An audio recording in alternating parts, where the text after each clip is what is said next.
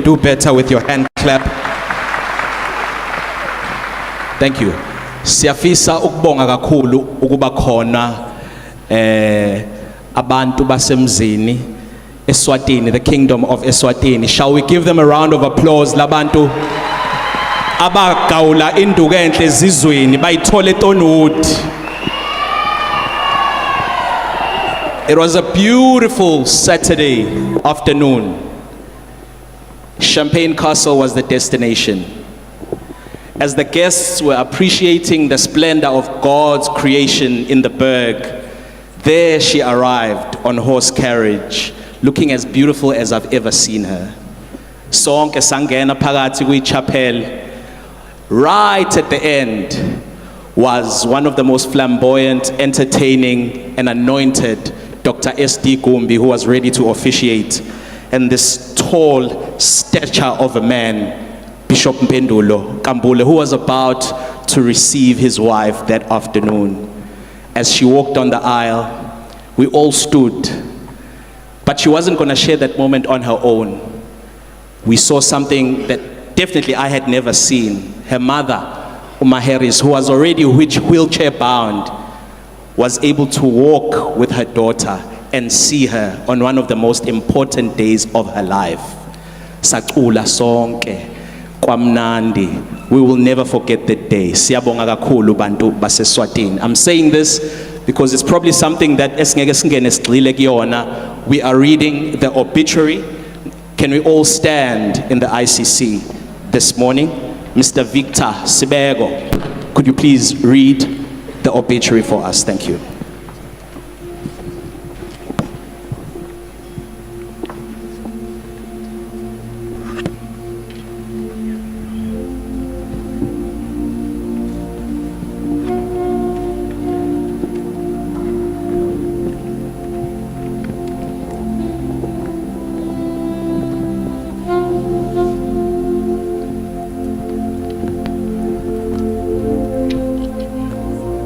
Miss Zanele Maria Mbogazi Nkambule, born on the 7th of November 1971 in Durban, KwaZulu-Natal, South Africa, passed away on the 12th of August 2024 at the age of 52 after a courageous battle with lung cancer. Zanele was the fifth and the last born daughter of the late Mr. Michael Mbogazi and Mrs. Margaret Mbogazi, affectionately known as Maheris. Zanele completed a higher education at St. Francis College, Marian Hill, where she excelled academically and developed a passion for public speaking and media. She pursued a tertiary education at the University of Natal, earning a Bachelor of Arts in English and Politics, followed by a Bachelor of Arts Honors in Media and Communication and Public Relations. She began her career applying her communication and marketing skills at Unilever before transitioning to the media industry. Her breakthrough came with a role as a reality live wire on NNTV.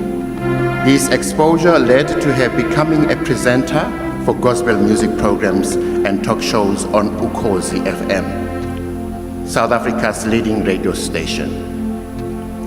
Zanele expanded her career into television, working as a news and current affairs presenter for SABC1. She also presented the gospel music program Ihora Lokudumisa, establishing herself as a respected figure in South African gospel community. She hosted the first season of One Gospel reality competition, Shine.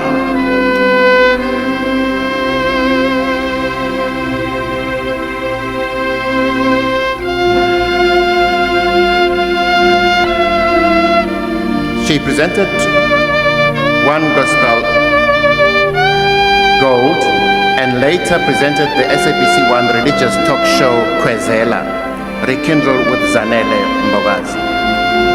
Zanele founded Mira PR and Events, specializing in event management, communication, public relations, and media strategies. Her company managed and produced top local and international events, further cementing her reputation as a skilled entrepreneur.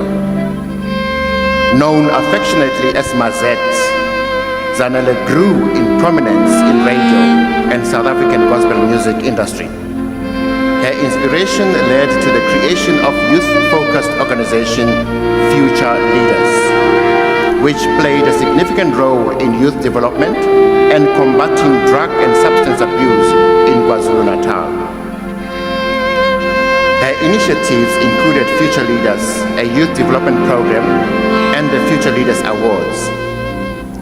Zanele's dedication to empowering young people extended to the girl child, supported through her book, Dear Daughter, and roadshows across KwaZulu-Natal. She also facilitated woman-to-woman engagements, promoting real-life conversations among women. A pioneer in her field, Zanele Mbogazi was a media personality, author, philanthropist, preacher, life coach, and a motivational speaker. Her numerous projects made a significant impact on many lives. She wrote several books, to name but a few. This Battle Is Not Yours, Push, and co-founded and co-authored Before the Vows with her husband, Bishop Mpendulo Nkambule. She founded the World Gospel Powerhouse and the gospel music, renowned Crown Gospel Music Awards, often referred to as the Grammys, gospel music in South Africa. Since their inception in 2007, the awards have elevated gospel music, and Zanele's creation of Izigo provided specialized workshops on various critical topics affecting artists, including music writing, recording, marketing, promotion, legal issues, and management. The Crown Gospel Music Awards transformed the gospel music landscape, earning public respect and restoring hope for struggling artists while celebrating those who succeeded. Zanele's ability to mobilize and bring together diverse stakeholders was a masterclass in private-public partnerships. Beyond the Crowns and Izigo, the World Gospel Powerhouse birthed flagship programs such as Aihlome, a praise and worship mega event held before, after the Crowns Gospel Music Awards, as well as at the end of the year crossover celebration. Zanele's recent contributions are hailed as a beacon of hope and inspiration in broadcasting. After taking a hiatus, she returned to radio as a presenter on Ukhozi, where her Sunday morning show, Eshilo, broadcast from 9 a.m. to 12 midday, allowed her to connect with listeners on personal level. Zanele will be deeply missed by her family, youth, gospel artists, Christian community, Eshilo radio program listeners, all fellow South Africans and diaspora that were impacted by her life. She is survived by her husband, Bishop Mpendulo Nkambule, children, Yolanda and Mawande, her nieces and nephews, Nonjabulo, Lindo, Mazwi, Andiswa, Nolifa, and her sister, Kitty. May Zanele's soul rest in peace and rise in glory. Amen.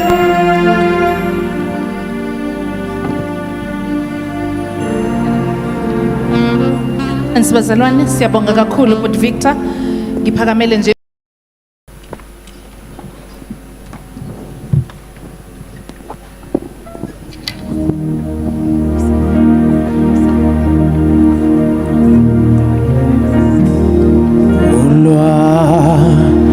Ulwa babo nomfuli choda newa babo bekwelika simulo emphakathi kwabo usho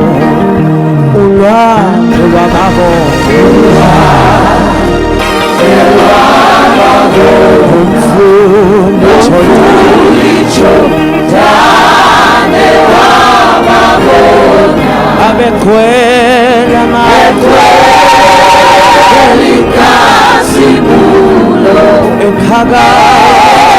Phakathi ulwandle lwababo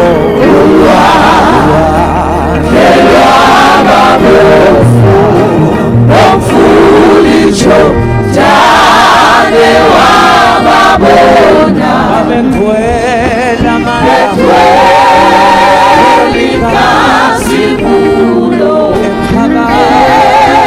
phakathi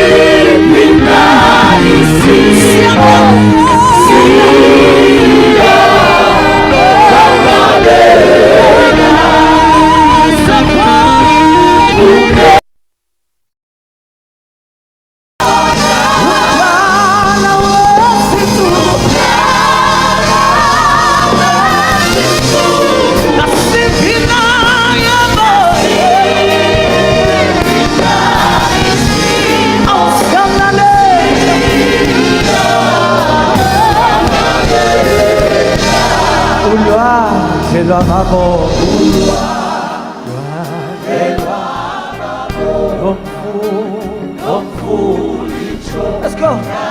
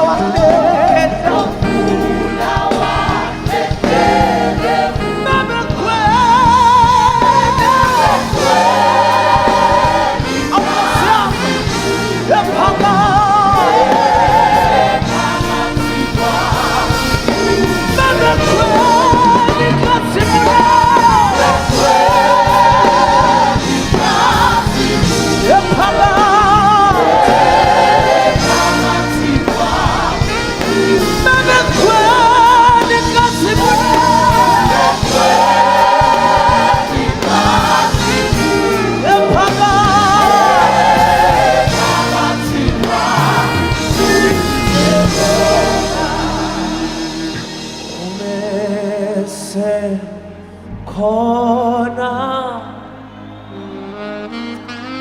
umdala wesithunzi nasikhina isimo siyalazi izwi lakhe umesekhona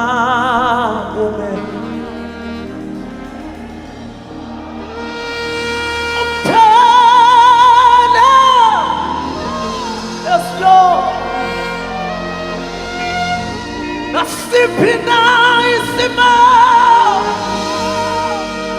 Kabosaya awusiyamlalela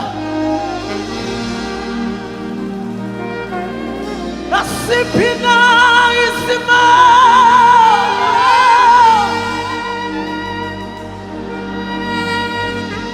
awusiyamlalela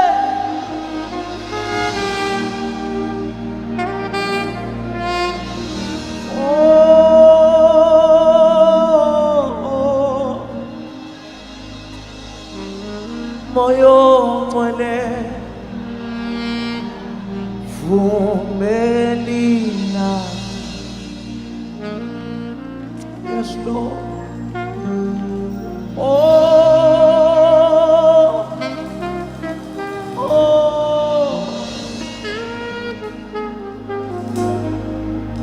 moyo ngcwele sengathi angagcwala la ICC agcwale ngalolu suku lwethu lokukhala agcwale kithi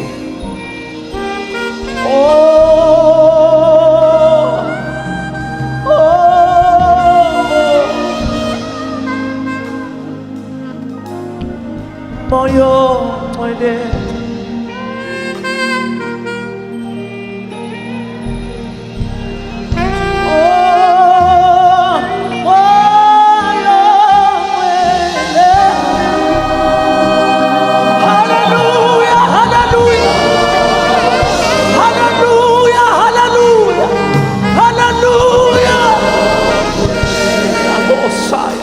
Bosha.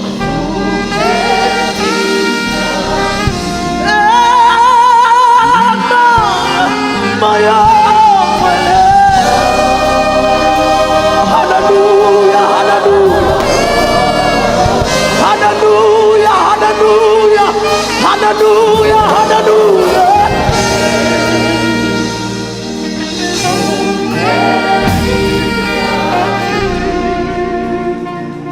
Come on, let's appreciate a 3-time Crown Gospel Song of the Year Award winner, Dumseni Dumim Kokstad. Come on, clap and appreciate this young man. Imao, Imao, Imao.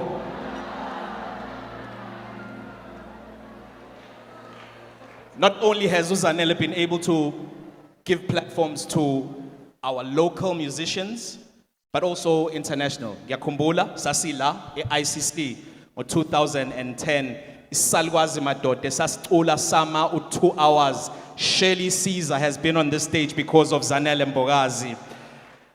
Come on, clap, you can clap, you can clap, you can clap. 2012, DCC Jesus Dome, because of Zanele Mbokazi Nkambule, Donnie McClurkin and CC Winans were able to perform to an audience. Clap, clap, clap. Lawa ke amabila ngwakhohle 2011 crossover service. Because uZanele was sweet, was beautiful, always had a smile, but don't cross her ngoba uzokutsheleka bhoqo. Khona la isakusabanga khona imali naye. Kwakhona intwanyana nje. Engeyimbi kodwa kwakhona intwanyana nje. Sahlangana ngelinye ilanga wathi mina nawe kusamele ke sivalelane nje office sigivane in Jesus name. So this is what happened on this evening. Kwakhona umculi Prophetess Juanita Burnham. One of her riders as an artist was that wayefuna ukulandwa nge-Rolls Royce e-airport. Nakhona leyo Rolls Royce akagibeli, akawokhi, akahambi, ulanda nge-wheelchair agqutshwa azayongena kuyona. Everything was prepared, but here was the problem. Sefikile uWanita wayengayifuni Rolls Royce emnyama, wayefuna emhlophe. Hey, kuyafonwa iyasha inkonzo Albert Park. Kuyafonwa ke manje. I don't know who came to the rescue. I believe it's Mr. Vivian Reddy. Yagcineni yatholakala wasiphofemela. Kodwa engazuthi khona amagama aqinile nje aba exchange between the two anointed women of God. Nansi enye. This one had coincided with the passing of Dr. Nelson Mandela. So the province came on board last minute And the night before, kwaba khona ama logistical, mechanical problems eRhema with this artist. Hayi ke, kusho ukuthi athi nje khona izinto ayifunayo ekumele ziqondiswe, kanti sebeyiqondisile ka-World Gospel Powerhouse lezo zinto. Kirk Franklin akafuna ukuphuma eBeverly Hills. Kirk Franklin akafuna ukuphuma eBeverly Hills. Ekugcineni wathi uZanele, if you want to sleep in a Durban prison, you best get yourself on this stage and perform. Same time yasuka imoto, imelikane lasiperformele Moses Mabhida. Don't cross Zanele Mbokazi. Sicela bakhulumela amabandla. Kunebandla lama Roma Katolika eMarine Hill Saint Saviour. Sicela uDr. Thulani Mdadane, a great childhood friend, uzolandelwa uPastor Isaac Makagulu oqhamuke eSwatini from Ambassador House Ministries eSwatini. Ngicela sishayele uDr. Mdadane izandla.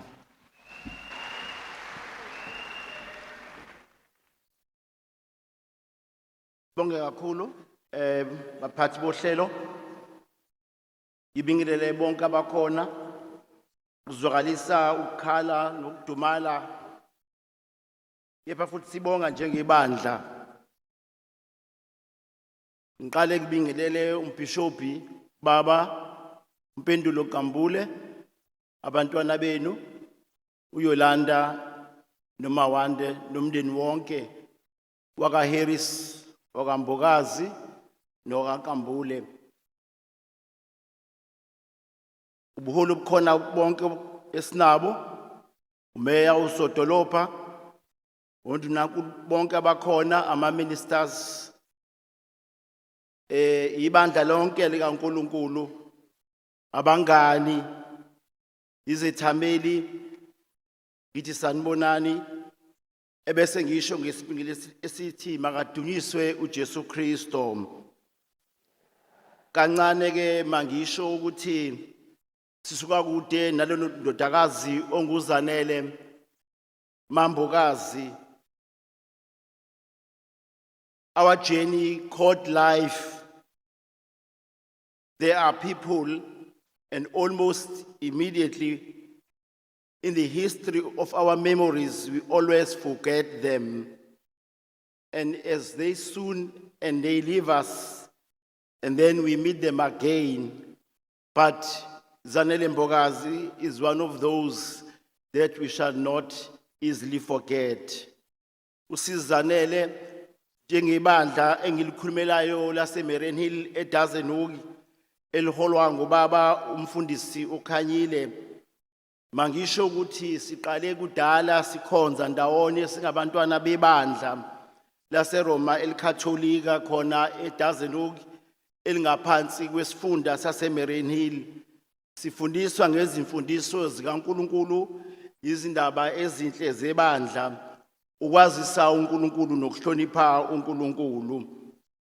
Umndeni ke waseMarine Hill ngaphansi kwendawo ebizwa ngeSan Francis Xavier engiphuma kuyo nengizalwa kuyo noZanele azalwa kuyo, ngokuba iDazenuki iyondla futhi noma ingumondli waseMangangeni, ingumondli wabantu abaphila eMpola, ingumondli wemphefumulo wabantu baseThonoti namaphethelo lapho uZanele ephile khona ebusheni bakhe. It is also said that talents and gifts are usually realized and nurtured during childhood years.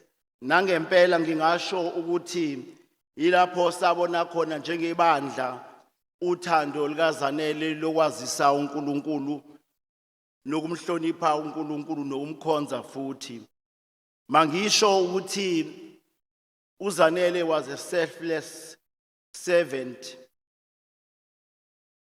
USizanele did not require any high position or fancy anything towards this in order to serve the people of God, or rather to empower the people of God. Her obsession was not about titles, but was about how to better and help and care for another person in the church and outside the church. She treated wonke umuntu ngokulingana, irrespective of social and economic condition. The heroic example set by this iconic daughter of the soil of Dazenuk, Emangangeni of Marian Hill, shall forever serve as an inspiration for many generations to come. Her name shall always be entrenched in our history in Dazenuk. Sizanele was a woman of faith. Wafika eDazenuk esuka kwaNdengezi ngesikhathi zodlame. Wakhonza kule ndawo esondela komalume ukuba agcineke khona lapho uma wakhe uMaheris abe ezalwa khona eThornwood. Nakhona wafike wajoyina ibandla waba ngumndeni wekhwaya. After some time wakha igroup ekhonza uNkulunkulu futhi eculela idumise uNkulunkulu amakerubu. Sizanele understood that unless she performed whatever duty to be seen or celebrated, she should not succeed unless she performs her duties with excellence, but predominantly based on faith. While she could still breathe, she refused to be discouraged because, however rough the road may be, she firstly defined her mission, that of knowing God. Sizanele was also an inspiration to society. I'm certain that when she conceptualized the idea of the gospel, the Crown Gospel Awards, she must have at times felt tired and considered quitting. But I'm equally certain that she understood that the assignment of God is planted in her life and in her soul. Zanele was also an author who inspired people through the pen. There is a saying that says that the pen is mightier than the sword. Indeed, in a society where violence against women and children and girls is prevalent, she understood her assignment. That is why she used to pen her ideas and philosophy and her assignment through the pen. And one of her books called The Berkeley is Not Yours, written in 2005. The book called You Are Closer Than You Think in 2015. And the book called Before the Vows, The Dear Daughter in 2017 are some of the rich materials that shall remain with us. For that, we are immensely grateful to the life of Zanele. As I conclude, we say farewell to Zanele as a family of the faith in Dazenuk. Let us renew our conviction about how to serve the people of God, to remember and be reminded of the life of Zanele. No matter what the size of the task at hand, especially those that are tasked to lead the society, please take this responsibility of leading in a more equal, responsible manner. Let us also be inspired by Zanele to serve with dedication. There is saying that heals us and that takes our wound, and that saying is the saying of being closer and knowing God. And once again, mndeni wakaHarris, umndeni wakambokazi, mndeni wakaNkambule, on behalf of the Roman Catholic Church, we say, may you be comforted and find solace that the beautiful memories you created with Zanele shall last forever. Osimuphe umphumulo omphumulo wafuthi. Makaphumule ngobuhle. Osimuphe umphumulo omphumulo wafuthi. Makaphumule ngobuhle. Emasangweni esihogo. Emasangweni esihogo. Uduma lube kuyise benendodana nomoya ogcweleyo njengokuba kwakunjalo eqaleni kusenjalo namanje kuyokuba njalo naphakade kwesikhathi naphakade. Amen. Sabonga.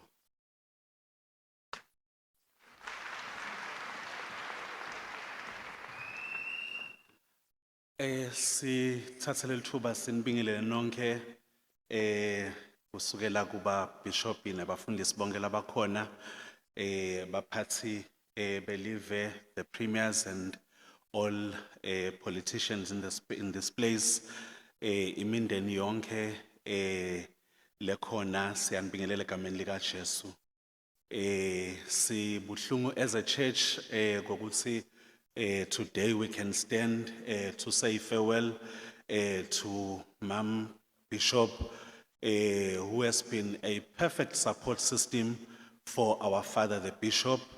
We are so pained ngokuthi today we can stand and say something in a funeral. Yamake Mbokazi, it's like it's a dream ngokuthi she's no more. Kodwa-ke basifundisile ngokuthi we need to trust God even in a difficult period like this. To the family, especially to the Bishop, we want to say, Nkulunkulu kushothi wethembe wena this time around, ngokuthi you have to face up with this. And to the kids as well, Boyolanda nabomawande, nabonjabulo, Nkulunkulu unani, chubekani niqine, umam no Bishopi, banifundisile ukuthi you must trust God.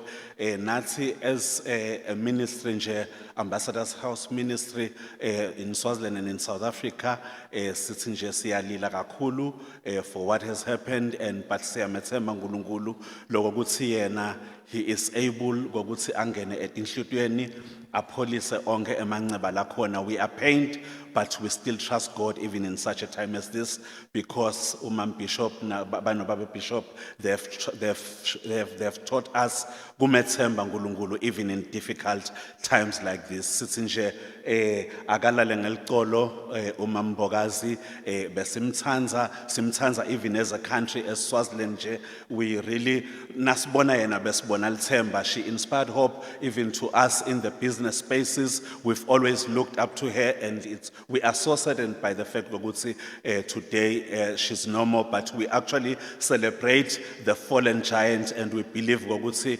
uNkulunkulu utawuhlala asiphothisa sonke emanxeba. May the Lord bless you. Amen. Siyabonga kakhulu kwizikhulumi zethu ezimbili eseyibeke kahle. Njengamanje ke sizongena la sizocela khona izikhulumi zomndeni, umndeni wakaHleta, umndeni wakaHarris.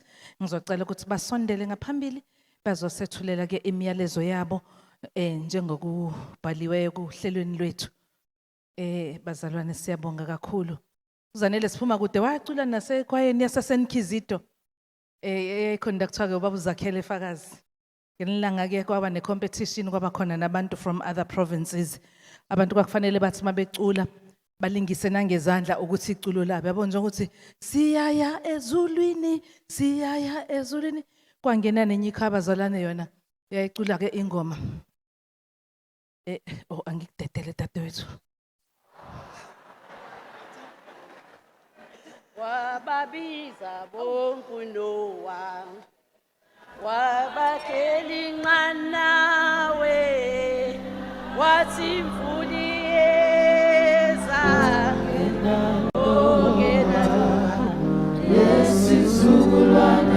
wababiza bonke Noah, wabakheli nqanawe,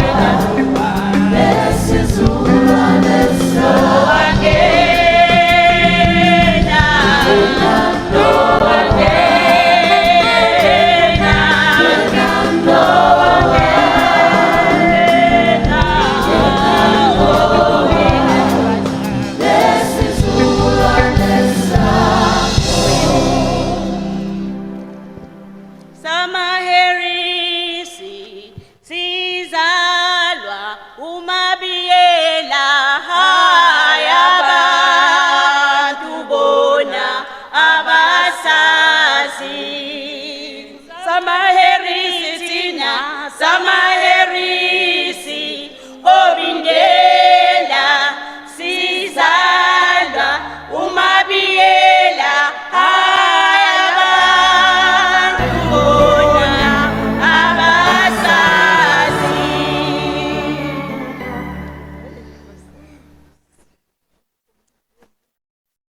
Sisukuma nokubingelela izothi indlu yonke ngesibingelele sithi makadunyiswe uJesu Kristu. Bese kuthi ngokukhethekile ngibingelele umkhwenyana wethu uBishop Nkambule kanye nabasemzini eSwazini. Ngithi sabaka Harris siyathoba.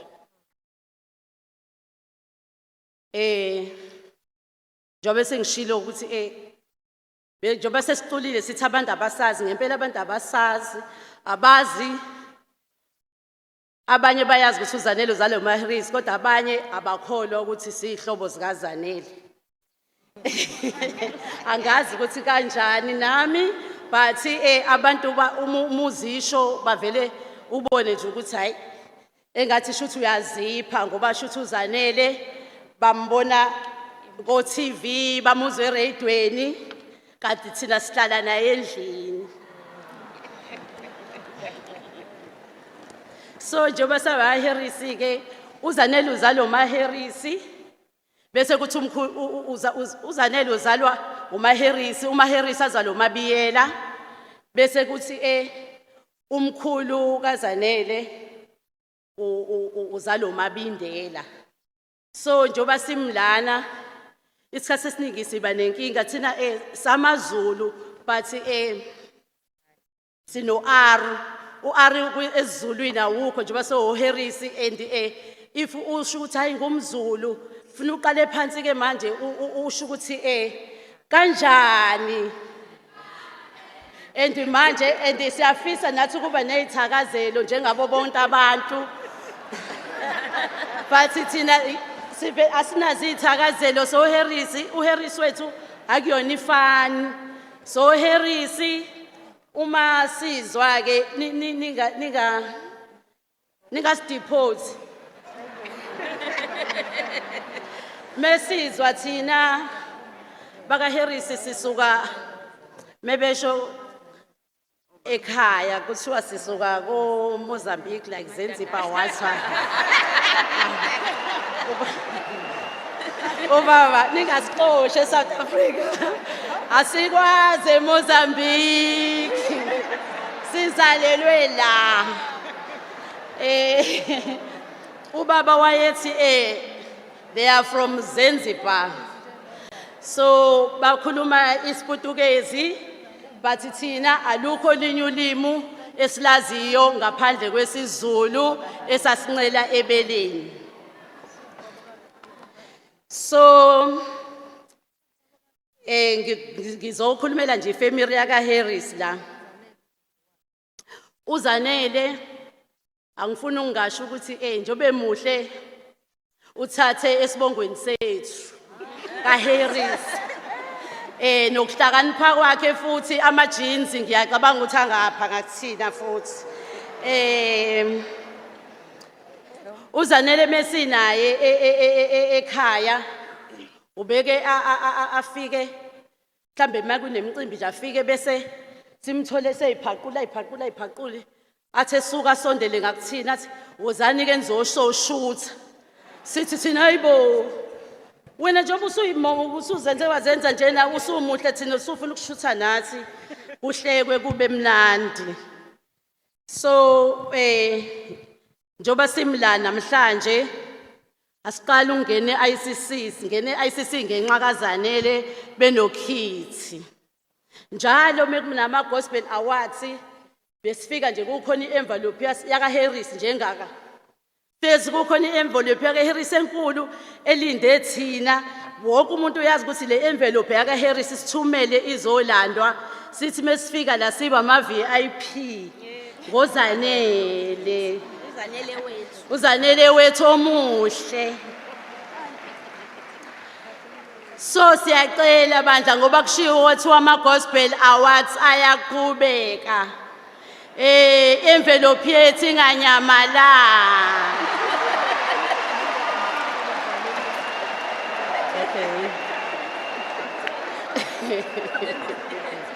Yathemba ukhithi uyangizwa.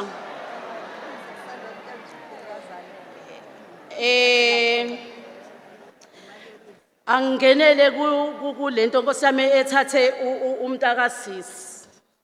Hey asifuni nokulizwe ekhaya leligama elithi cancer. Umuntu ophatha lelo gama nje ngifike lo uhlevani. Ngoba usisi naye uhambe ngayo, uma wethu wahamba ngayo. So nje uyabona ukuthi engathi ngasikhulekisa ukuthi le cancer ingaqhubeki emndenini. Ngoba i-cancer kuyashiya ukuthi it runs in families. So siyasaba but ngokuthemba uNkulunkulu siyathemba ukuthi sovikeleka kule cancer.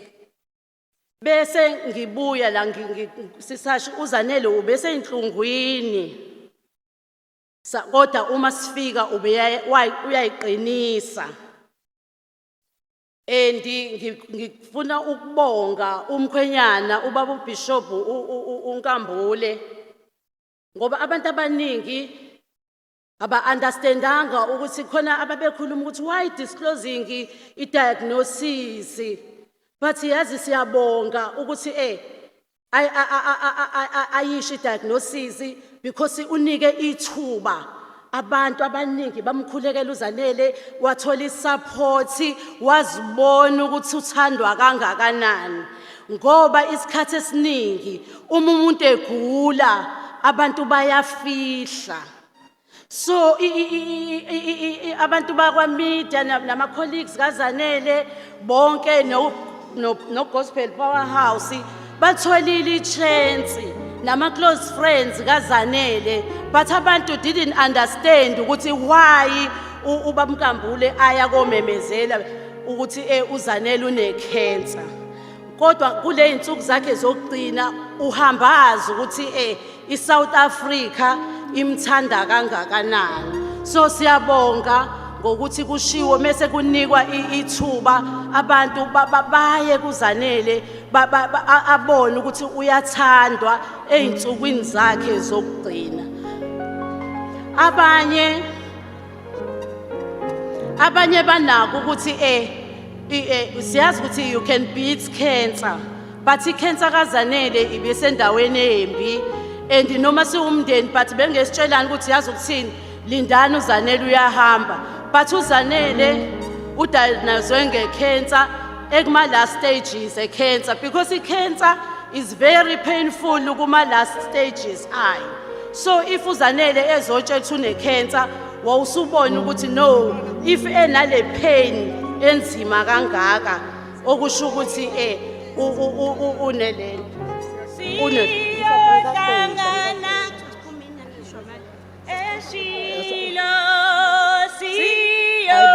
Angicela nime kancane esabaka Harris ithuba lethu lokugcina leli lokuvalelisa kuZanele.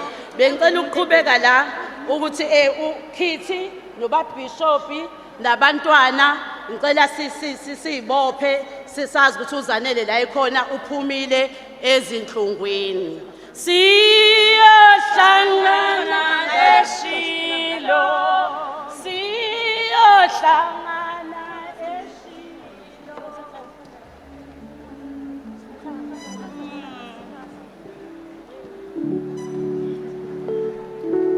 Amen bazalwane, ngiyanibingelela ngegama lenkosi yethu Jesu Kristu. Basinikeza nje umzuzwana uMaharris lo uyena wokugcina emndenini. Ungicelile ukuthi ucela nje ngim-introduce kunina nonke la. Uyena osesele kubo bonke emndenini uMaharris. Uthe mntanama ngeke ngikwazi ukukhuluma, ngicela ungikhulumele. Amen. Siyabonga kakhulu kusisiwe, siyabonga futhi nakuma uMaharris. Siyake kumndeni wakwaHleta.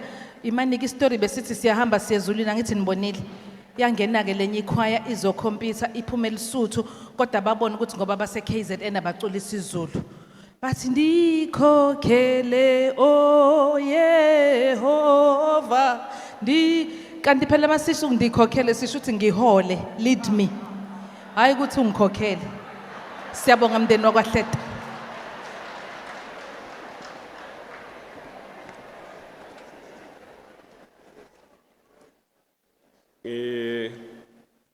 Ngibonge program directors, ngibingelela ikhulu tonke la KwaZulu Natal letiholwa ngiPremier, ngibingelela umndeni wakaHarris, umndeni wakaMbokazi, umndeni wakaNkambule newakaHleta. NgwakaHleta ke mina sibongo ngingilomncane kaHleta. Ngithunywa ngilabadzala bakaHleta ukuthi ngibandlulisele umlayeto. Kubhlungu kakhulu bo Harris lokunivelele. Sithi siba kaHleta ngesini. Loku kulihlelo laNkulunkulu. Kube belethu mhlambe ngabe silihlehlisile. Kepha ngoba lila uNkulunkulu wente ngendlela yakhe. Sithi ngesini bombokazi. Benisiphile makoti wethu bekungumuntu losiphilelayo. Lobo kukhona kumakoti bekafundisekile. Asikase sibitwe kokuthi siyohlala phansi. Ukuthi makoti sekukhona lokugabule kakwendile. Sinibonga kakhulu bombokazi. Ukuthi nisikhulisele yena. Kusikhala ke lesingeke sivaleke kalula. Kepha sithi ngesini. Bomsuthu bonkambule lokwentekile kude bekakucabangile. Besibukile nathi bomsuthu kokuthi makoti usetawuchubeka nempilo.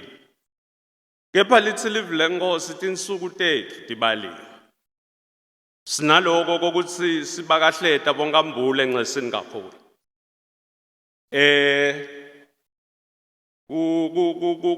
Kulahlekelwa nekuhamba bomsuthu kungilenye indlela. Ngalesinye isikhathi ngeke kuvakale manje nasilila sininxestele. Kepha lamavi angiwo lokuthi ngeke asabuya makoti wethu. Sengibuye ebantwaneni ngesini kakhulu bantwana.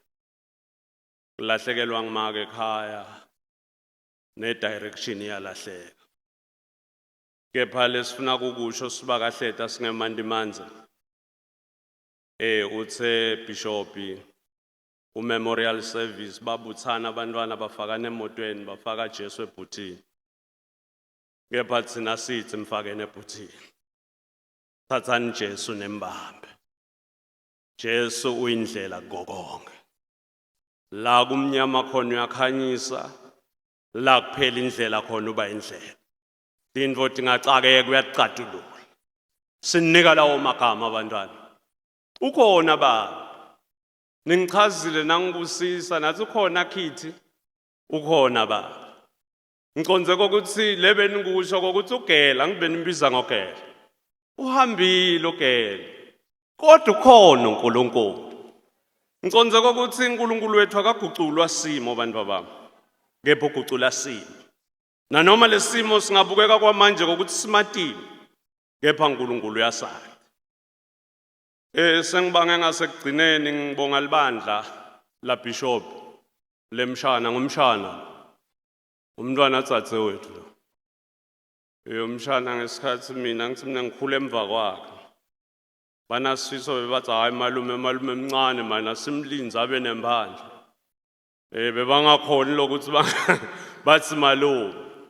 Bathi ngenele kuba nempandla hayi bomshana babona ukuthi no malume ngathi sekuyakhulumela. Ngiconze ukuthi mshana wami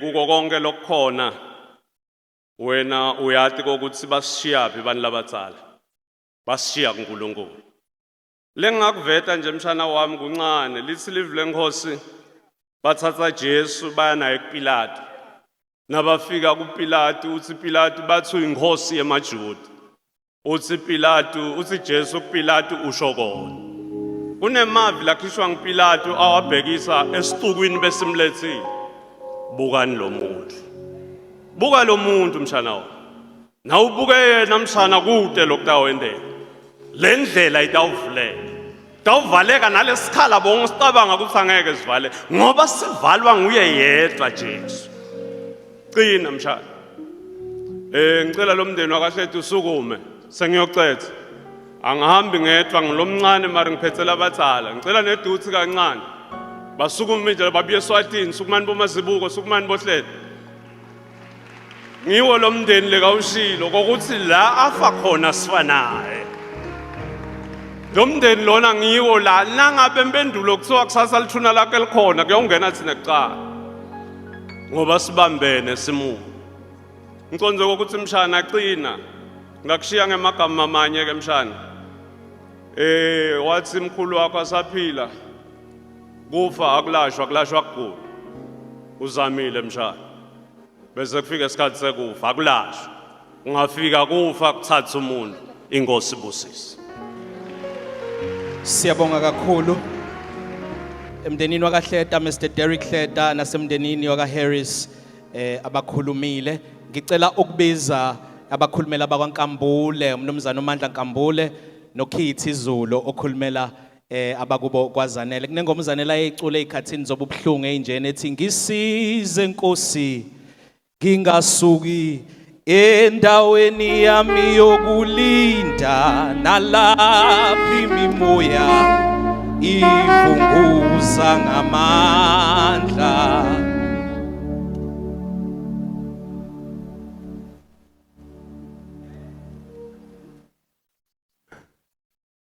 dala ngifuna ukumala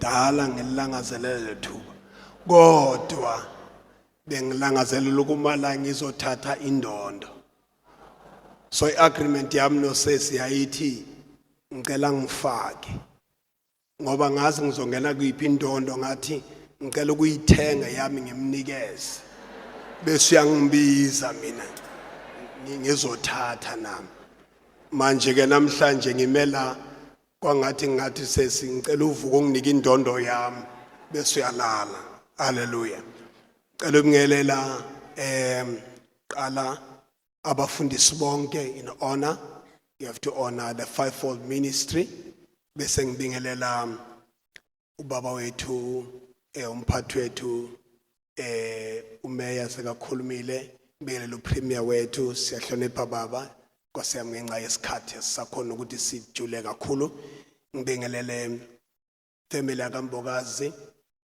family yakaNkambule family usesazakhela yona ama-artist because ama-artist onke sekayifamily yaseswethu uZanele yamama uNkambule bese ngibingelele ifamily yonke yakhe futhi yakokhozi egameni kaJesu ngibingelele ngaphakathi kwethu angikwazi ukujumpa ubaba uGumbi isithandwa sakhe lesesilele lawo uZanele Mbokazi haleluya Nkambule bese ngibingelela ngokukhethekile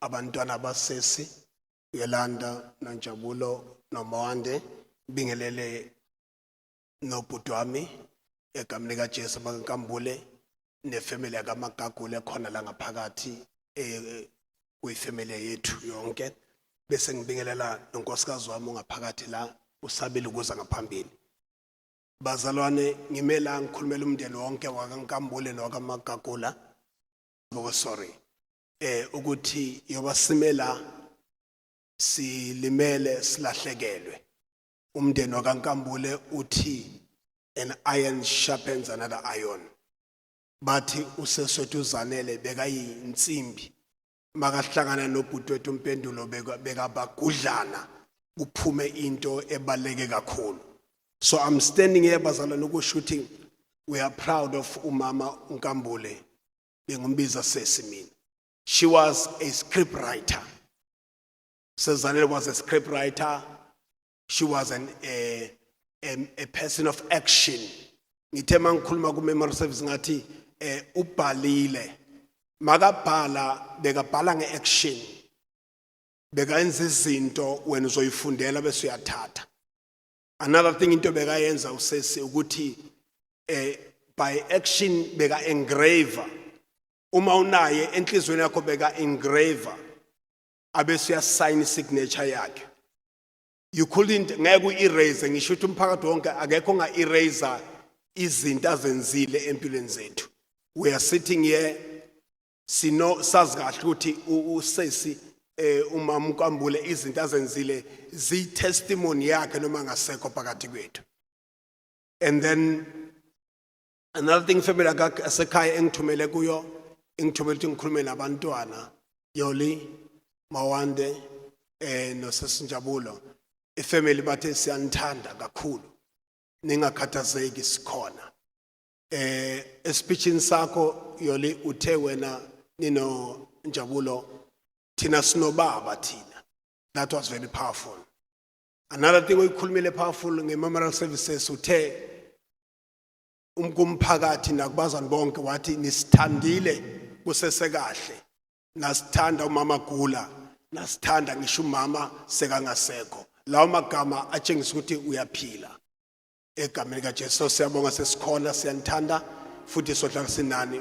Bishop babudwethu omdala siyakuthanda kakhulu uyiphila yethu namhlanje usesakasekho, but we trust you so much ngale family leyakambokazi kabantwana. We know ukuthi you are a man who's very responsible. Siyifamily kaNkambule family yonke siyazi ukuthi angeke kube khona amaphutha azokwenzeka abantwana bazokhula baphile for a long time. Sithi qina bhuti wami siyazi akusilula ukuluza such a person eduze kwakho. Sezanele loved you and you loved her forever, and siyasohla simthanda sithi she's gone but not forgotten. Egameni kaJesu, thank you. Amen. Siyabonga kakhulu mfundisi, siyabonga kakhulu. Yolanda Mawande, nangu umamkhulu uzokhuluma uKhithi. Mase nikhathele ukuthi ma kuKhithi nisibize nathi niyezwa. Sikhona nje sikhonela lokho. Muso uzwa leyo nto nje ethi ukuthi angithi ma siseduzane sikhona. Futhi ngicela bonke labangani bazanele abanemali sekuzoba abangani bami. Ngisho nje bakithi kuzo wonke umuntu. Mamkhulu Khithi, siyabonga sisi. Bingelela umkhandlu wonke ngaphakathi ngokuhlukana kwezigaba zenu. Esibingelela sithi makadunyiswe uJesu Kristu.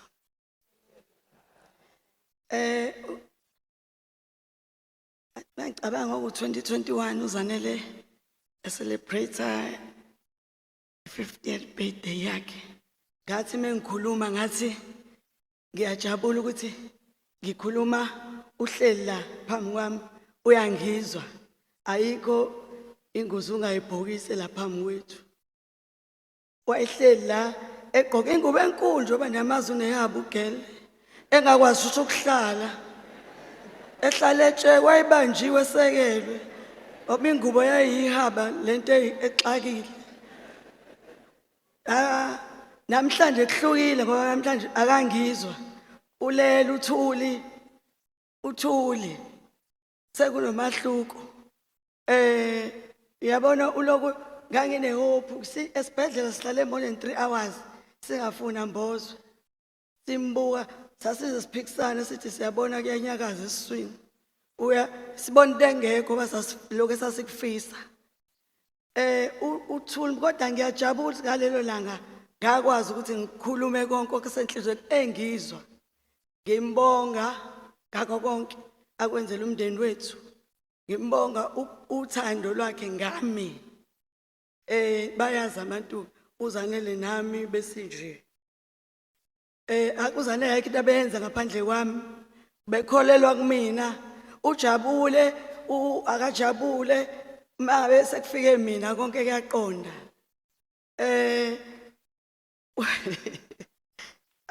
Ugeli ngicabanga ukuthi into engithobe ngolesine ngathi ngidiniwe. Angisho ukuthi angisadiniwe manje kodwa sekungconywana. Sengingconywana akaphelele kodwa ngingcono ngoba ngithe mengifika izolo siyomlanda bathi bebengivulela yena ngabona indlela ayiyona ubuhla uyibona. Ngiyathobeka ngoba ngimbonile ukuthi manje uphumile ebuhlungwini. Uphumile ezimpini zakulomhlaba. Hayi ake ngingakusho lokho hayi sisami ube nezimpi bo. Hayi bekaliswele nento yakhe nje eqolo yena. Kezimnese sikusho ukuthi umuntu onenkani. Othi noma ngabe kuthiwani abunenkani kodwa ngithe ngimbuka ngathi uphumule emntaka mama manje khululeka manje ngiyakukhulula nami. Yolanda Jabulo zonke lezi ngalolu bhuzane lezingane ezithi seyibheke mina kulungileke ngiyavuma neyazi vese hayi ngiyanithembisa akekho umuntu ozobhayizela kunina ya ke mina ke phela ngihlukile mina uKhithi lo akenzanele angishadanga neBishop yabo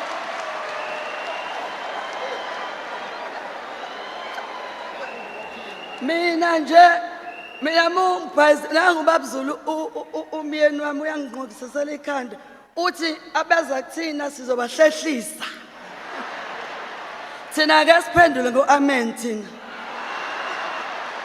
uzanele ubeniphendula ngoamen menimlwisa thina akekho umuntu ozosondela kulezi zingane ngiyanithembisa ngiyaphinda futhi sibalwami ngike ngasho ukuthi ngiyabonga futhi usithanda usisi wami ngiyabonga kakhulu ukuthanda usisi wami Mageba ngiyabonga ukuthi ungiphe ithuba lokuthi ngikwazi ukuba nosisi wami obubuwazi ukuthi injabulo yami ayiphelele mengekho uzanele ekuguleni kwakhe ungiphile ithuba ngathutha kwami ngayohlala kwakhe ngiyabonga Mageba aphumule ngomuhle uzanele.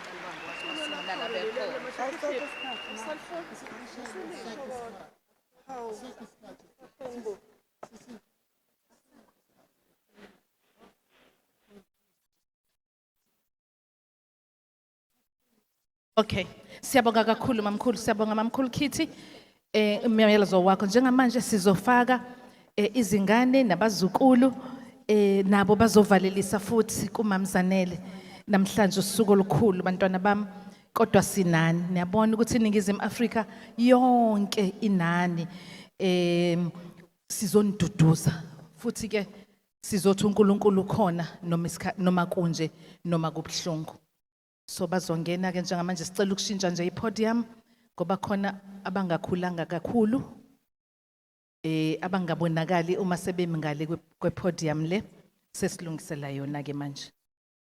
So ningangena ke bantwana bami siyabonga kakhulu nibahle.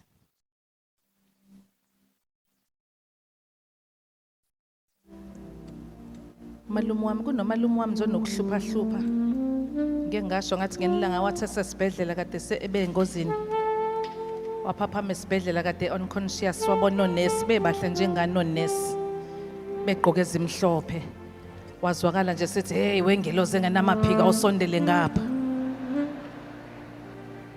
ninjalo ke nani namhlanje nifana nengilosi engenamaphiko.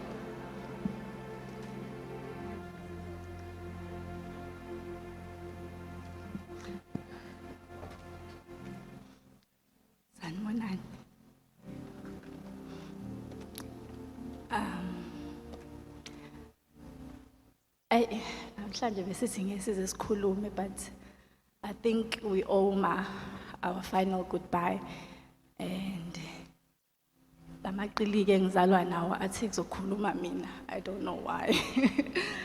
Mhlambe let me give you a backstory so that nizo understand the person whom I was. A long time ago, There was uQondi.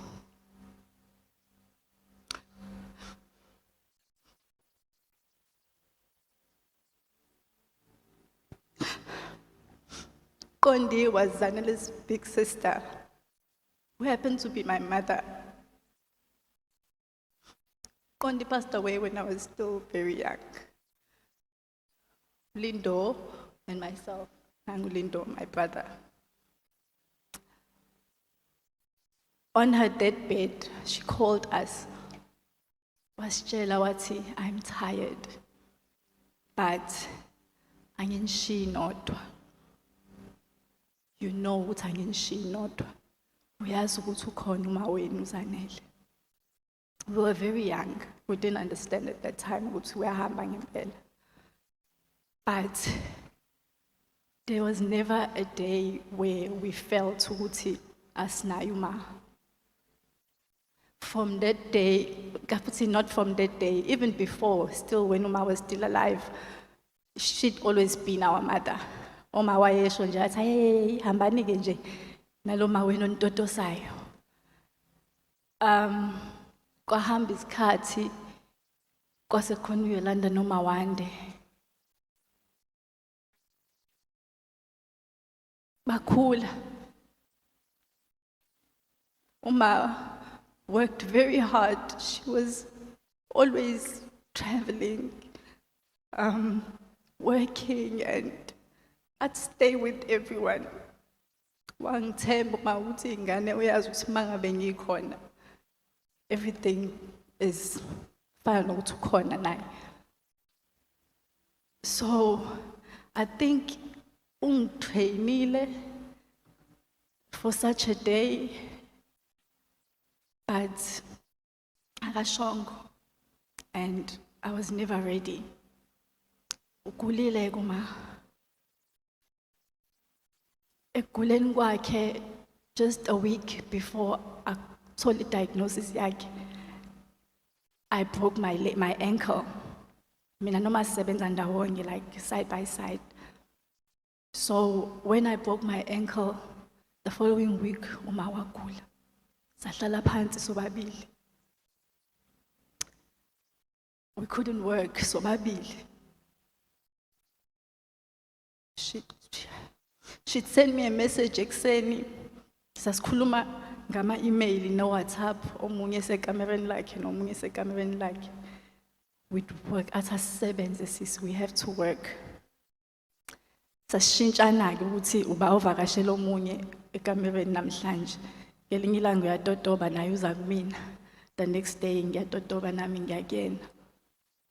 And she'd say things obonayo ukuthi uthini kodwa futhi awufuni ukubona ukuthi uthini. Athi ngiyagula Njabule. I'm sick and it's painful.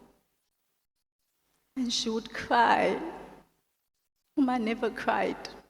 So that's when I knew ukuthi she's really sick. All her life, wayengahlukani ne-laptop yakhe. 3 months ago, wathi uyayivula i-laptop, ayivula athi uyasebenza, ayivala athi akufumi. For the first time selokhu ngamazi, she couldn't work. Kwakumfrustrata kakhulu because that's all she lived for. And you could see ukuthi akazi ukuthi enze njani. Wasithanda uma wasibiza this one time. Wasitshela wathi senginikhulisile. I remember very well ukuthi wakhuluma uma wathi what else can we do enizokwazi ukuyirana without me. Sangabona futhi nangalelo langa ukuthi uthini. Wabuya wathi family meeting ebusuku. Wathi nayi imali. Nizokwenzani ngale mali? Ngicela ama proposal, ngicela ama business plan from each and every one of you. Sabuya, our review. But okay, this is not gonna work. this is gonna work, this is not gonna work. Wathi qalani.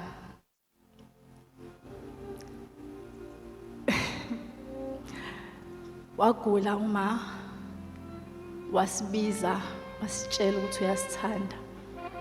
Many times she would tell us ukuthi ngiyanithanda. The 2 days before she passed away, what hurt me most was uqondi wathi ungishiya noZanele when she died. Zanele, before she died, she said ngibambe qondi. She kept repeating ethi ngibambe qondi. And I just don't understand ukuthi umlanda kanjani umuntu angishiye naye.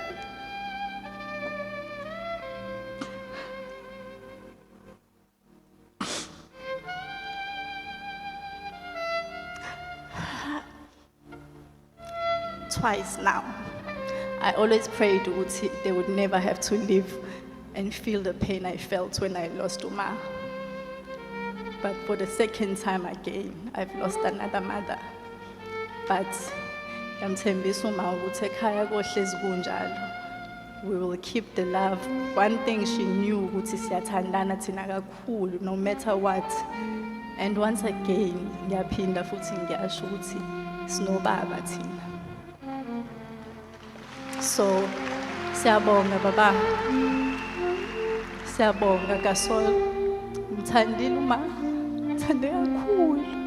Uma was obsessed with ubaba. She was obsessed. Kade ngimtshela ubaba izolo ukuthi whenever ubaba mezobuya mekade hambile eSwazini, Uma would aphithize. Uyeza ubaba ahambe ayokrosa athi ubaba ufuna ibeef curry. Apheke kube mnandi ekhaya. Uma engekho ubaba Uma ubesihlinela. But we understood ukuthi ayi ngoba nake senze something ukhumbula umuntu wakhe. So siyabonga. I just want to say thank you. Thank you to each and every one of you. Nimthandile Uma, namsupporta, ephila, egula, oh my gosh, her sisters, amakerubi, abangani bakhe, Dingiko, Phe, Mam Dion, oh, thank you. Asikaze thina ekhaya bekumnandi ekhaya, bengabonakala ukuthi Uma uyagula. Every weekend bebeshintshana. Bengingahlezi kube nesikhathi where we are sad. They'd come bashiya amakwabo. Uma manje ngoba eshilo babzulu siyabonga ngokusipha umama usiboleke yena kulezi ikhwathi zokugcina. She was there for her 24/7. Siyathemba usizoqhubeka sibambisane. Yolanda, it's okay. Mawande, it's fine. So cooler. We are gonna call Lindo. You know ukuthi Uma ubefuna ngawe. She believed in you so much. So let's make her proud. Siyabonga to everyone obe involved ekutheni simvalelise ngezizotha kanje. This is her. This is Uma. Yabo manje ngabe uyasho ukuthi uyibonile ingqovungqovu engihambe ngayo. So this is her. Thank you everyone. Thank you to our church. Thank you to Aba Ukhozi. Thank you to abalandeli bakhe. Thank you South Africa. Thank you. Zanele's name will live on. We promise. Thank you. Siyabonga kakhulu bantwana bakaZanele. What happened, Mawande? I thought you were going to take a mic and drop a young 16. Let's hear it now, ladies and gentlemen, for the grandkids. Tell us about Shaili Zandla.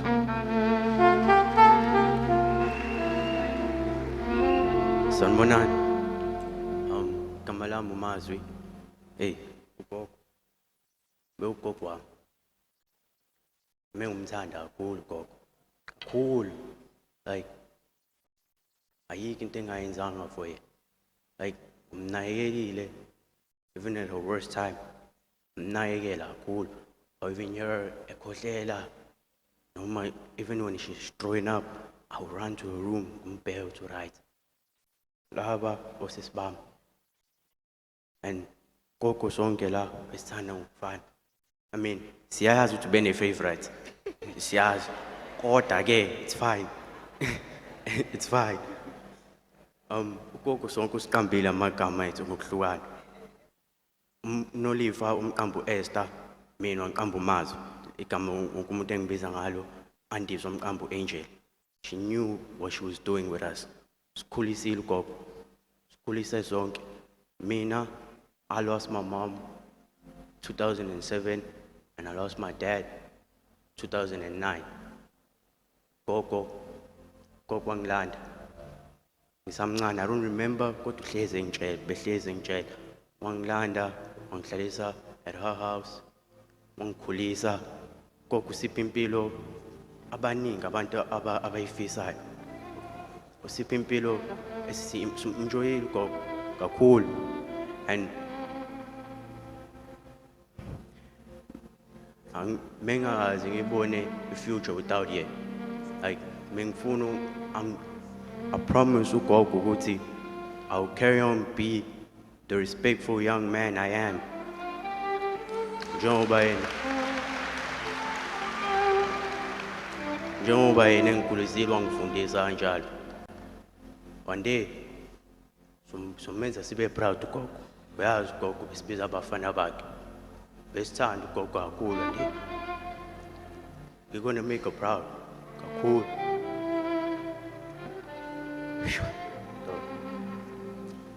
It's okay.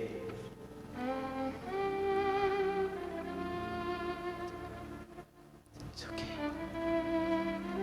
I said this on Thursday and I'm going to say it again. Gogo left us with a blessing. Gogo shiye nomkhulu. Umkhulu uyasithanda sonke.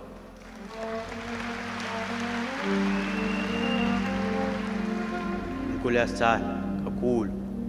I mean, siyazi now to favorite. It's fine though. It's fine. Siyazi, but it's fine. Ote umkhulu Umkhulu, thank you so much. Thank you for being there for us. Even now, so you're going through it, but you're trying your hardest to be strong for all of us. Siyabonga kakhulu. Thank you.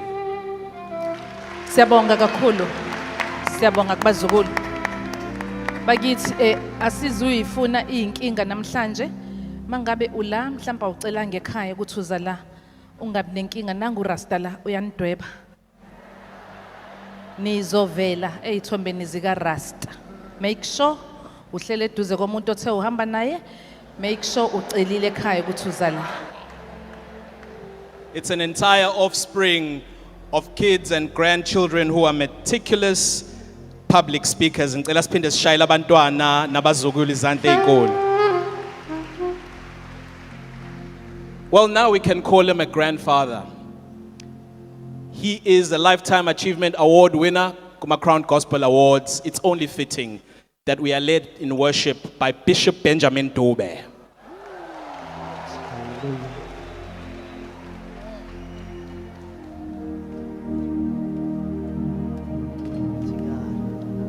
Hallelujah. Glory to God.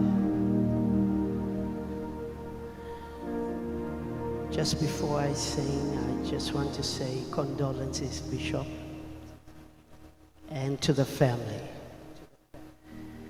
We really love you and thank you for standing with this giant. This is a giant in the kingdom of God. And we are grateful that we have sat in the table that she created to celebrate them. And if there's one thing that I love with her was that ebemthanda uNkulunkulu. She loved God with all her heart and she gave all for the kingdom of God.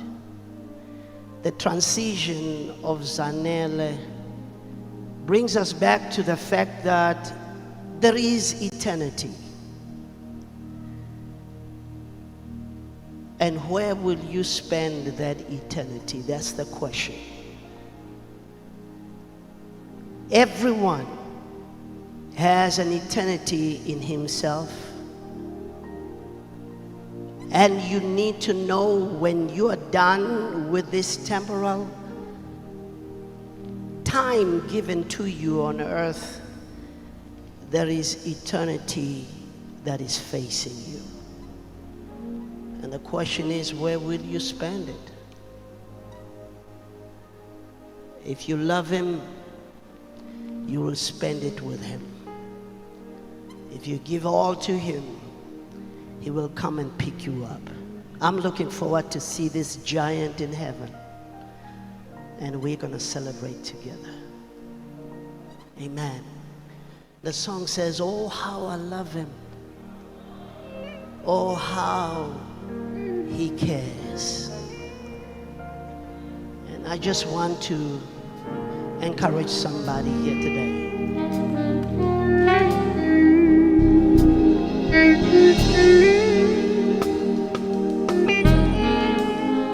Hallelujah.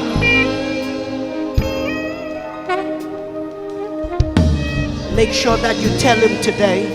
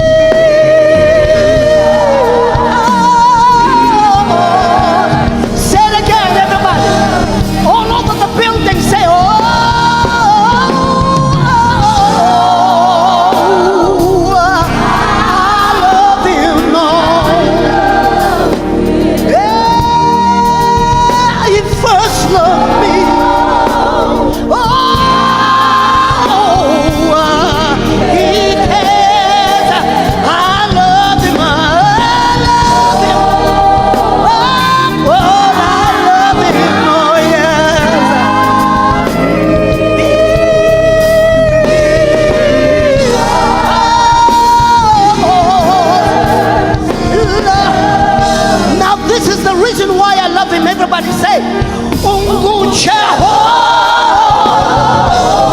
Come on. Si pepe lo sami.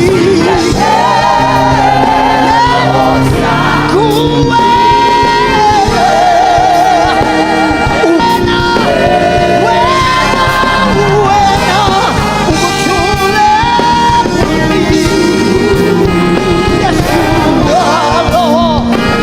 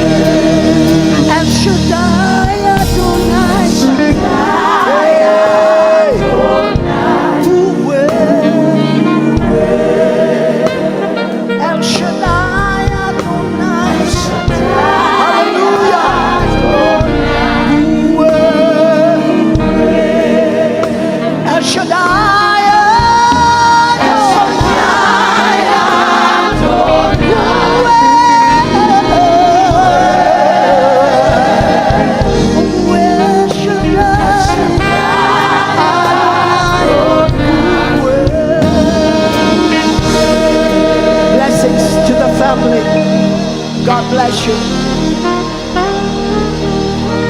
Ake sithathe nje 10 seconds sidumise omdala weinsuku. Hallelujah. Awubonga idwala laphakade. Awubonga usonini nanini. Awubonga uJehova Balperesim. Awubonga uJehova El Shaddai. Holy, holy, holy, holy, holy. He is the Lord of Lords. Amen. Amen. Amen. Amen. Amen. Amen. While we are remaining standing, ngifisa ukwethula indoda kaNkuluNkulu ekulwile ukulwa okuhle, still living. Cabanga ukuthi usho njengo Davide ukuthi I live to see the good Lord in the land of the living. All the way from Standerton, Nicholas Bengu, Assemblies of God, owayaziwa emsakazweni ukhozi umesethi uNkulunkulu nomuntu. Ladies and gentlemen, please can we welcome this legend, Dr. S.D. Gumbi.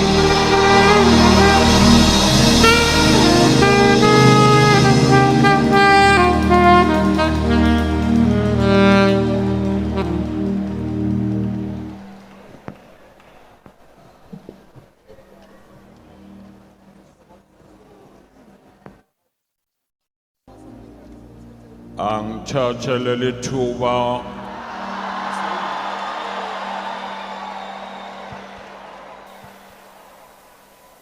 ngibingelele ku-program director kakhulu iy'cukuthwane zonke ikhona la ngeke nginibale ngiyaxolisa premier ngoba ngisezweni lakho ngaxoshwa kalula lapha baningi abakhona la ngiyaxolisa ngenxa yesikhashana sami kanti ngislow ekukhulumeni. Bingelele bonke abafundisi obaba nomama intombi ney'nsizwa umndeni wonke ohlangene kama-ZZ. Ngigcine ngawe Nkambule kanye nabo bonke abakunqongileyo. Sanibonani. Amen usakhona kodwa.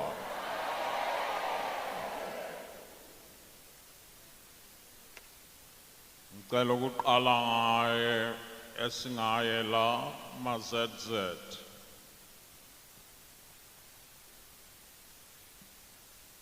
Jwayele bengijwayele kakhulu efika lapha ekhaya kwami.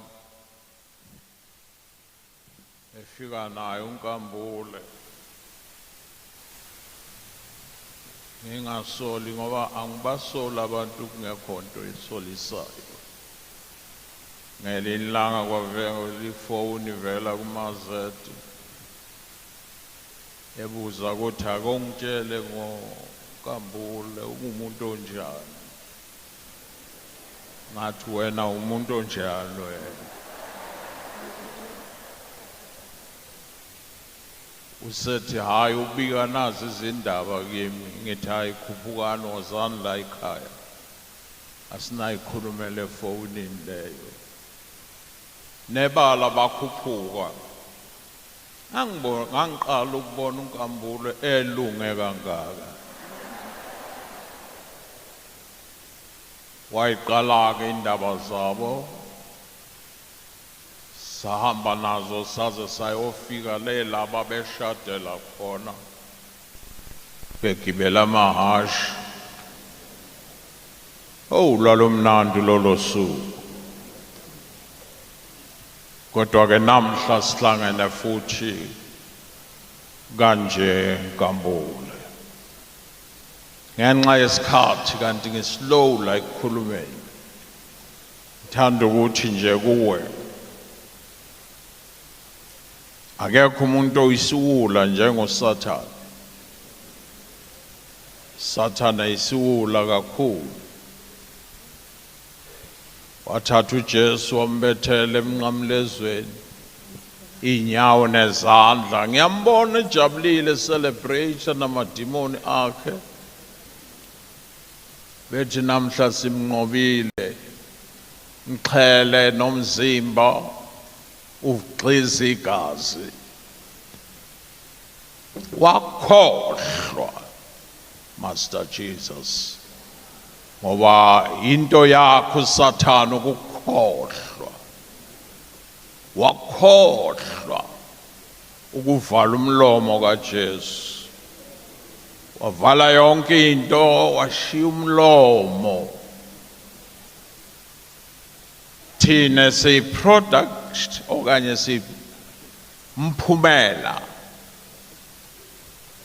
wamazwi avela emlonyeni baba bathethelele. Wanele washo njalo kwavela ibandla. Savela nathi. Yitreni leyo. Engayibiza kanjalo bese ngicishe ngandulela ukuyohlala phansi ngoba isikhashana sami sincane. Ukusebenzile enkambule. Ngiyakhumbula silapha ngihlangene noXolane nangena nino Bishop Mkwena. Ngase ngithi salane nithandaza abazalwane labazalo lomzalwane bekayo lobola lo. So lobole kabili unkosikazi oyedwa wamlobola kabili. Kwakhuza umhlolo unkambule. Athi kabili ngathi impela. Futhi leli lamanje lobolo uledabulishile kunaleli yalaqala. Bazoshada nje. Ukhona ke la uXolane. Ngiyamcela la ekhona afana sukuma xoxhomeze la uBishop azomxhawula ngendlela yakhe yenhliziyo yakhe.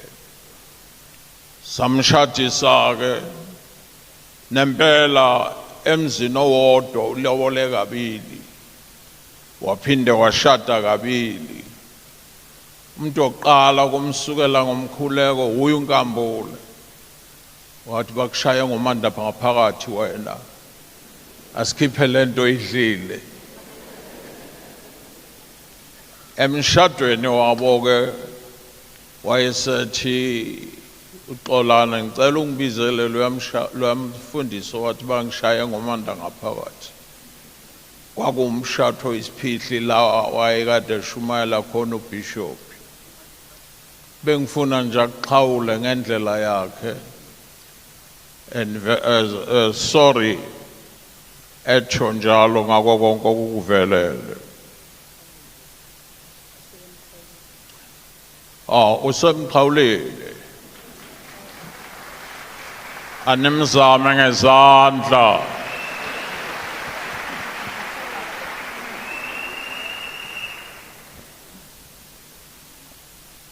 Nebala wafika emshadweni siyabonga.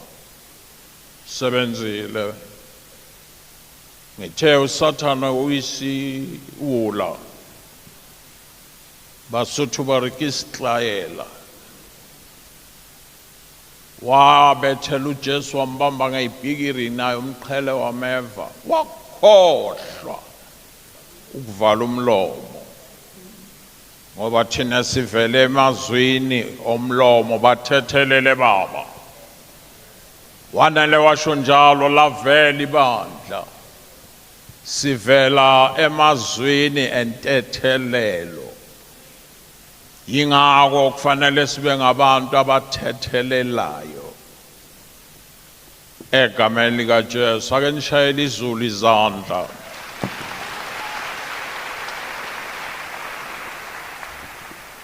Le train ke iyahamba le. Bonge kakhulu kubazalwane base Roma Catholic. Yathi nayifika khona yamxosha naye uZanele wagibela. namnika i-foundation yenkolo. Thank you so much. Nethi ngiyahluleka ukusho amazwi eneniwasho. Angivale ngokuthi nje bashayeleni izandla.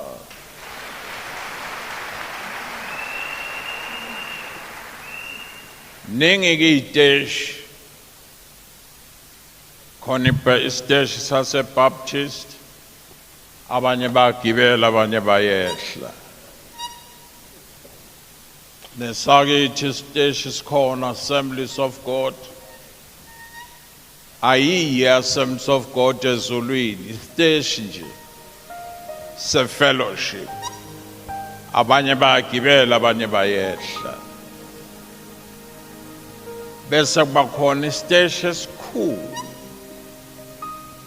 sona ke sibhalwe the blood of Jesus. Bese kuthiwa bonke abayezulwini bayehla ke la. Akusangeni Assemblies of God, kungena abahlanzwe ngegazi.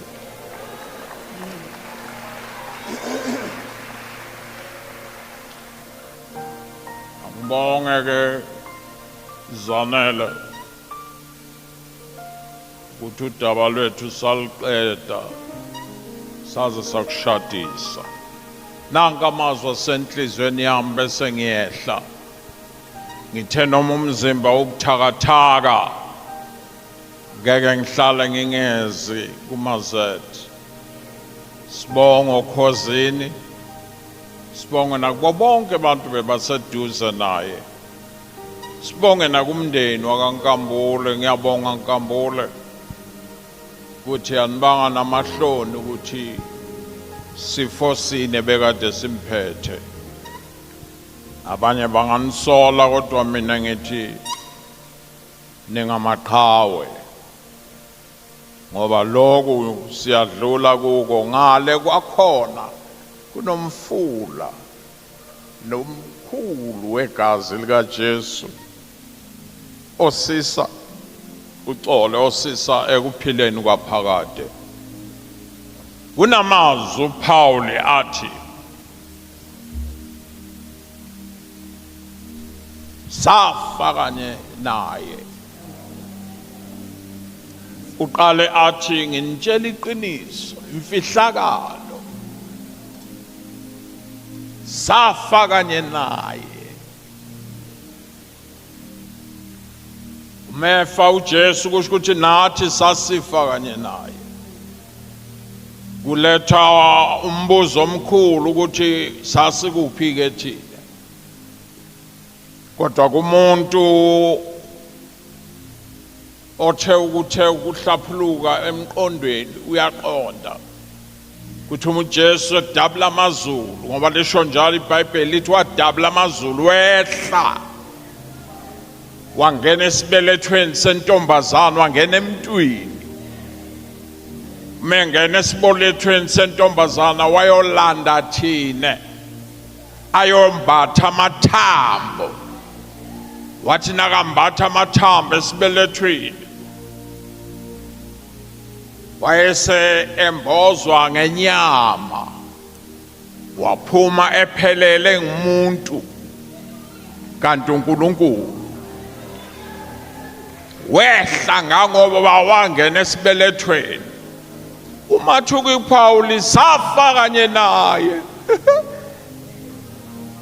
Ngesikhathi uJesu ebethelwa, wayengabethelwa yedwa.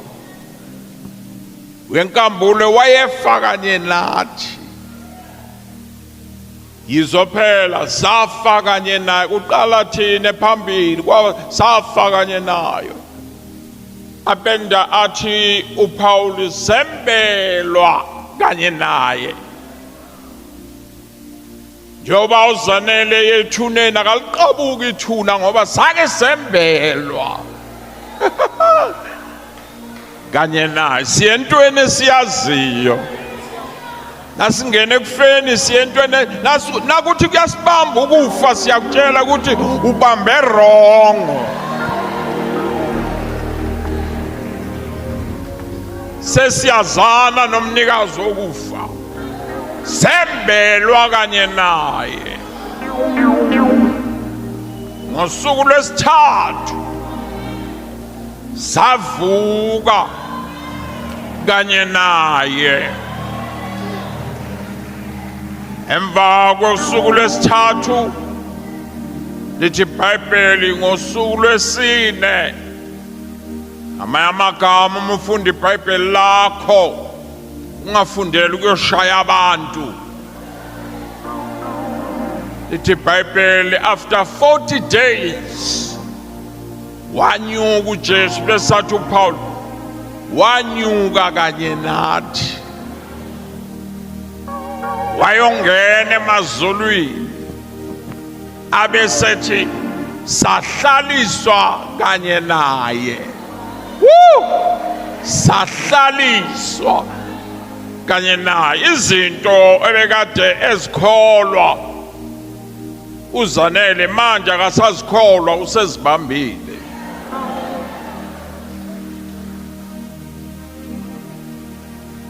ake uthika inhloko kancane uma engenza umakhelwane umhede wena akuthi ingoma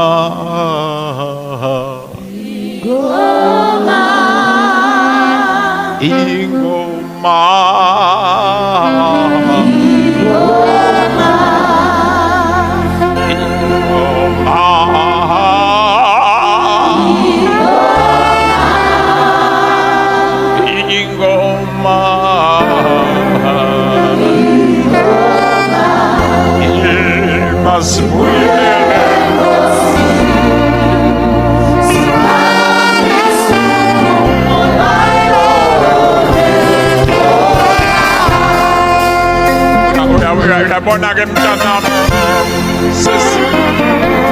sengihlala phasi ngalami ngoma sitshela uZanele good night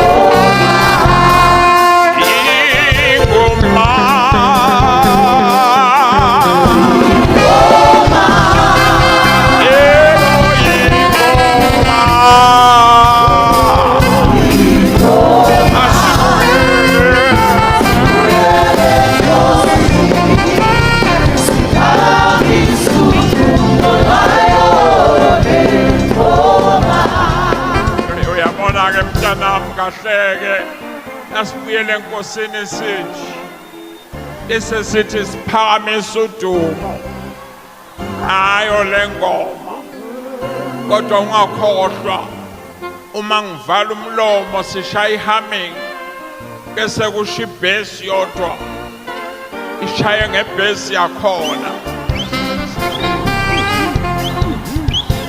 ingoma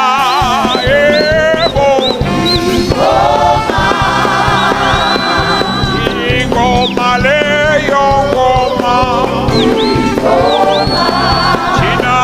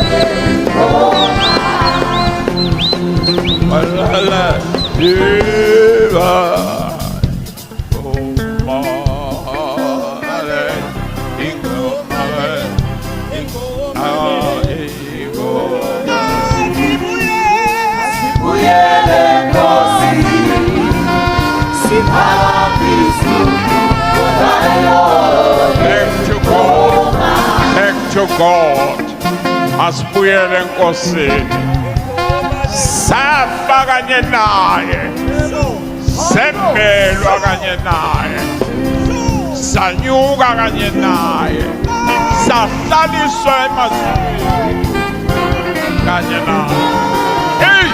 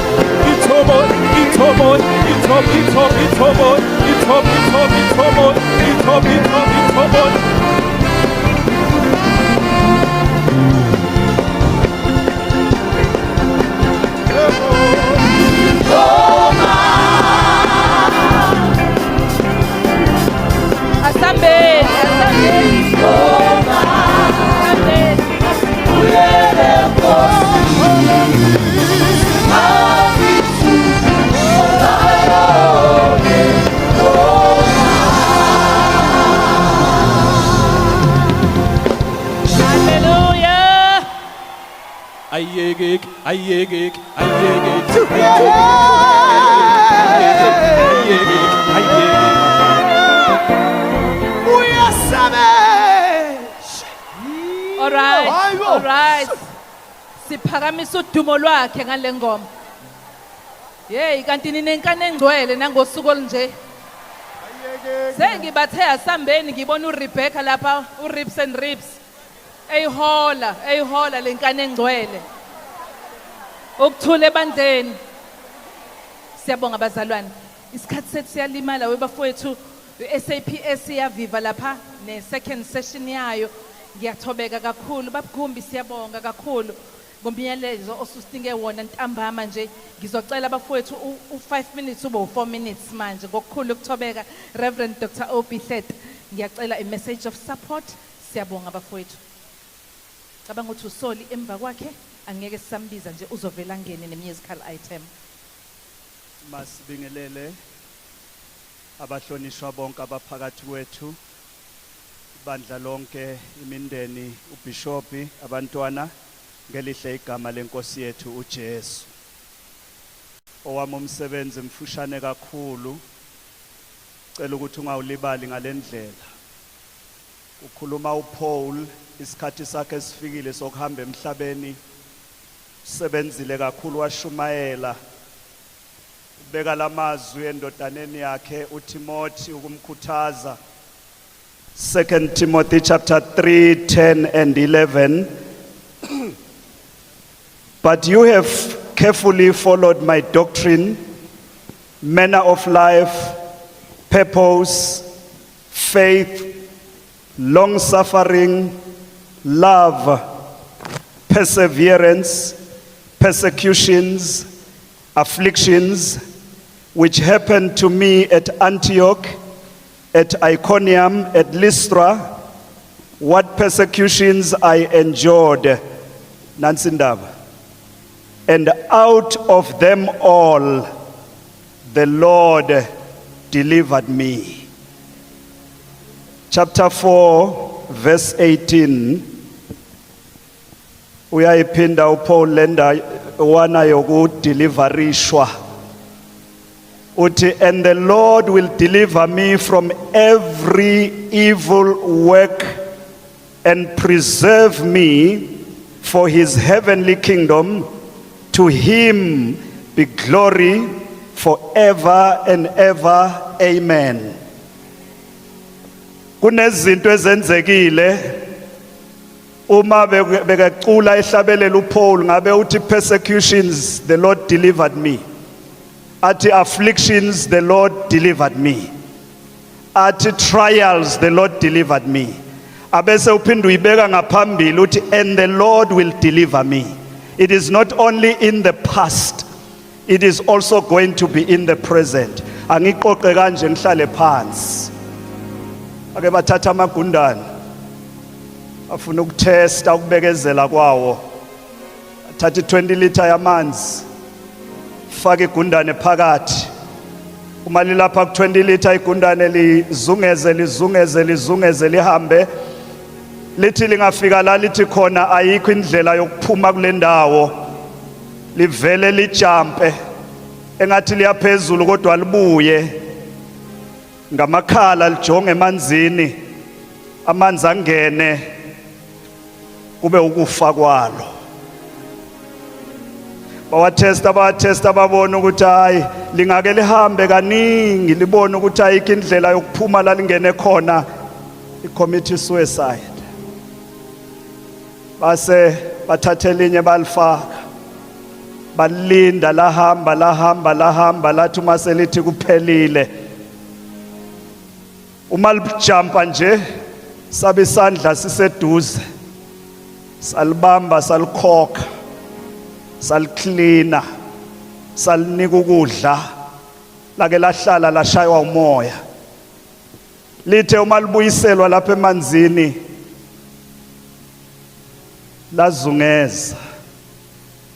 lazungeza hours and hours and days and days and days.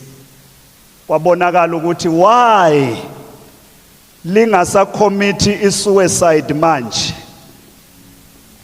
Kube nesandla esivelile salibamba salikhokha uma seliphinde libuyela lizungeza selizungeza engqondweni yalo lithi kunesandla engingasaziyo engingasiboniyo kodwa lesandla siyangideliverisha. Shumayelo wendaba ezilungileyo kunesandla. Ndeni kunesandla. Ngesikhathi ungathi wena kuphelile ingesikhathi lesandla sizobamba phakamise. Ile athi uPaul la ngimikhona ngingabala izinto namanje ukuhamba kukaZanele it's just one of those. Kodwa kunesandla. Uma ebhala uPaul uthi the Lord ngicela ukuthi siphume nalamazwi ukuthi ukhona uLord uJehova Shammah. He is the Lord who shows up. uNkulunkulu ovelayo. Ngesikhathi ungathi uyanikezela, ngesikhathi ungathi uyalahlela, lesandla siyafika. Hambani nalesandla. Mhlamba sibonwa ngamehlo. But at the point where you want to give up, ingakho ningasilahli lesandla. Hathu baba uGumbi safa kunye naye. Sembelwa kunye naye. Savuswa kunye naye.